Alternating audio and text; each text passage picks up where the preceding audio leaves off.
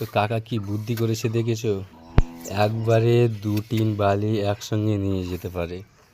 কাকার এমনিতে হাতে অসুবিধায় চাটতে পারে না বলে এই জিনিসটা বানিয়েছে, দেখেছো?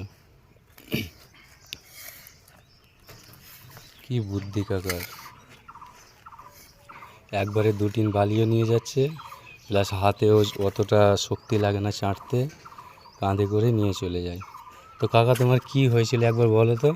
এই হাতে প্যারালিস হয়েছিল হ্যাঁ। আর হাতে বান মেরেছিল। কতদিন আগে প্যারালাইসিস হয়েছিল? এই প্যারালিস হয়েছিল বুড়োবেলায়। ও। হ্যাঁ, প্যারালিস হয়েছিল হুম। আর বান মেরেছিল এই মাস মাস বছর 3 হচ্ছে। বান মেরেছিল? হুম। ও, মানুষ কতটা খারাপ হলে এসব কাজ করে বলো? তো কাকা তোমাকে এইসব বুদ্ধি দিল কে? এইসব আমি আগের থেকে ব্যবহার করতাম, ও, আগের থেকেই ব্যবহার করতাম।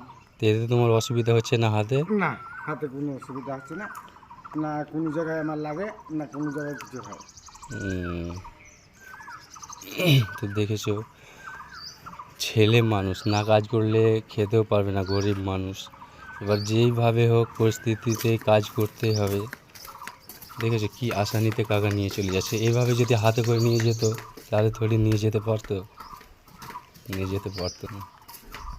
আর মেয়েরা তোমরা কি ভাবো যে ছেলেরা খুব আরামে আছে না?